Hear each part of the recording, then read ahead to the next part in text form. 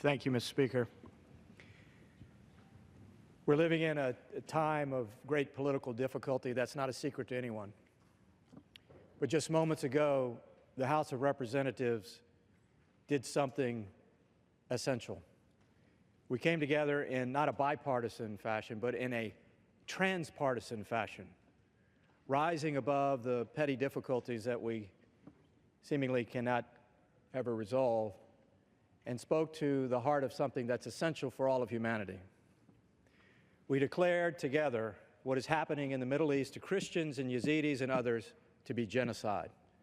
I'm extraordinarily proud of the body for speaking clearly, for speaking factually, and for speaking about this grave injustice that is happening to so many ancient faith traditions, this grave injustice which is an assault to human dignity, this grave injustice which is a threat to civilization itself. When one group of persons, namely ISIS, can systematically target another group of persons because of their faith, that destroys the very basis for international order, tranquility among peoples, for civilization itself. That's why what we did tonight in speaking so clearly and rising above differences in a unanimous fashion is so extraordinary. I owe an extreme debt of gratitude to my colleague, Anna Eshoo from California. Anna has been a stalwart leader in this effort. Her own ethnic background is Chaldean. She has an intimate familiarity with the Middle East and the suffering of this group of people. She has led in Congress on her side of the aisle and my side of the aisle in partnership with me to continue to try to confront the scandal of silence, the indifference toward what is happening to these ancient faith traditions that have every much a right to be in their ancestral homeland as anyone else. In June of 2014, in the Iraqi city of Mosul, there was an eerie silence one morning. For the first time in several millennia, in 2 millennia, the church bells didn't ring.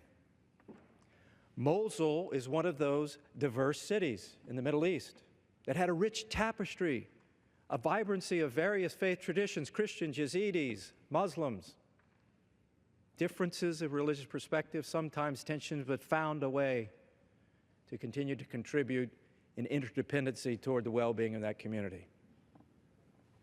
But they were invaded by 8th century barbarians with 21st century weaponry, ISIS. The Christians who were there were told, leave, convert, or die by the sword.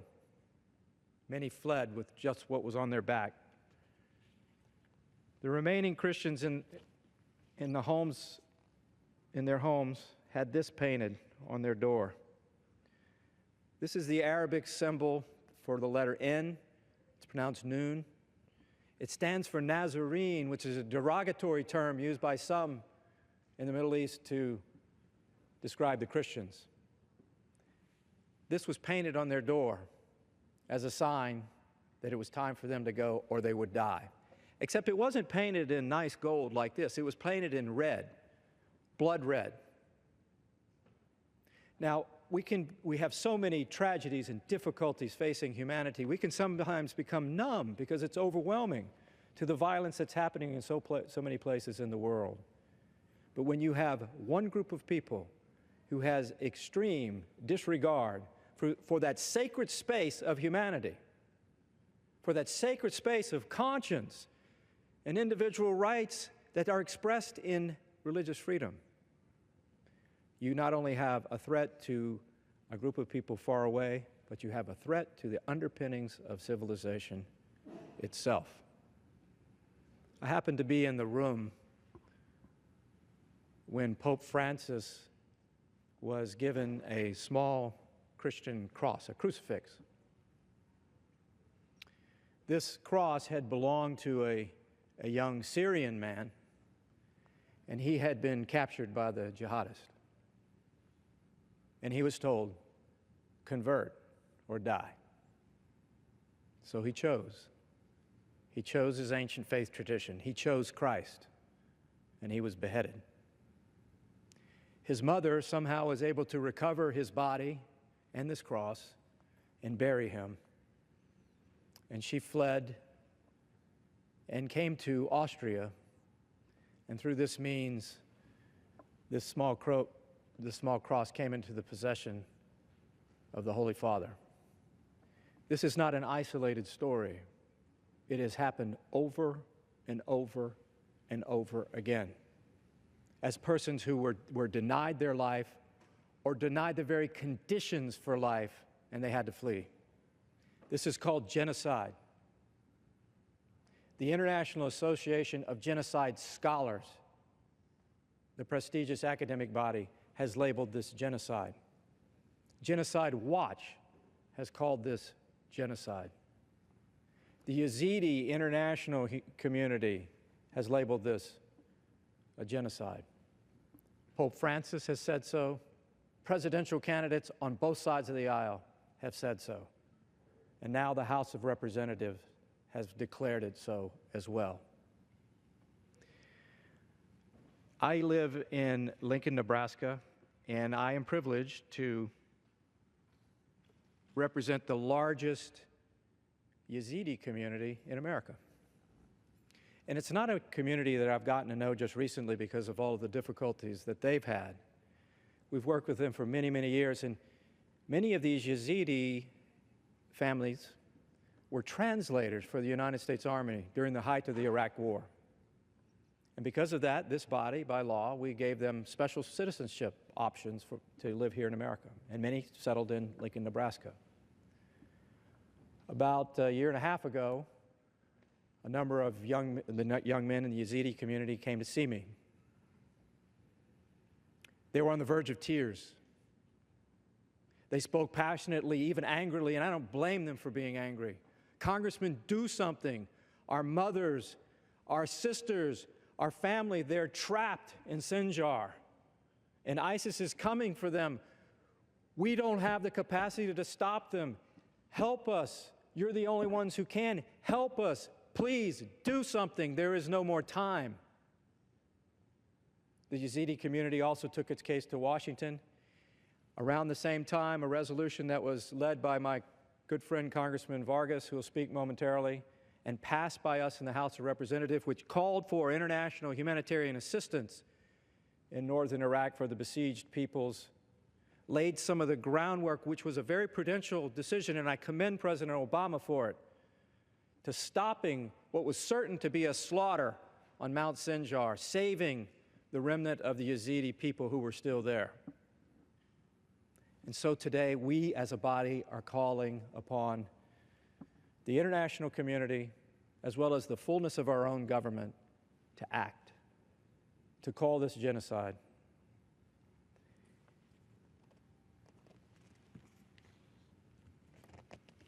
This is one of those Yazidi translators, this man right here. His name is Omar.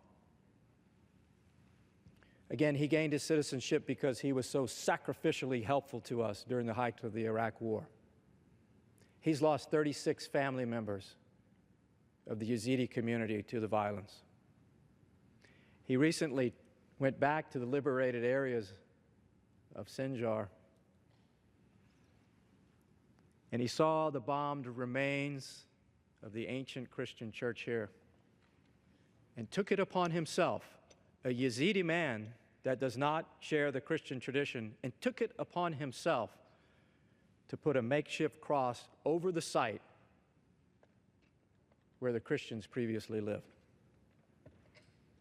Why is this genocide designation important? It's just to Omar and his family. It's just to the Christians who have died or had to flee.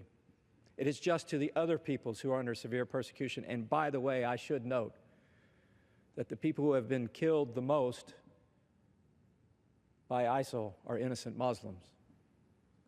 The genocide declaration, though, declares that there is a systematic attempt to exterminate this ancient faith tradition, the Christians, Yazidis, and others. And what it means is we are helping set the preconditions, if you will, for when there is hopefully a real security settlement in northern Iraq and in Syria and in other places, that the Christians, Yazidis, and others are fully integrated back into their ancient homeland and given fullness of rights as citizens, given fullness of protection and process, full integration into their own governance structures. By raising this banner tonight, I think we've done something good. It's a word, but it's a powerful word.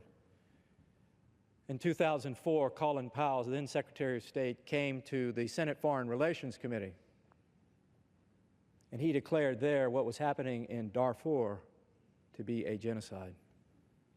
And in doing so, it helped put an end to that grim reality. So today the House has spoken, and I'm proud that we've done so in a transpartisan manner with unanimity.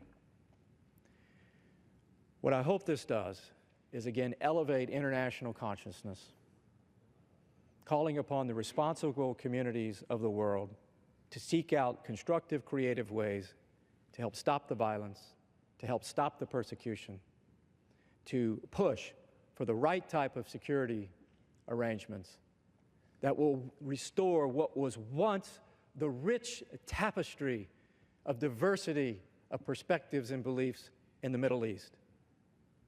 Without that, I have little hope. But with this, and the return of persons like Omar and others who respect differences, who have true friendships, who are willing to sacrifice for their deep beliefs, these are the nobility of values that the ancient traditions can bring back to their shattered homelands. And that's why it's so important that we acted today. With that, let me turn to, again, my good friend Anna Eshoo from California, who has worked tirelessly on this resolution and wants to share her thoughts as well tonight.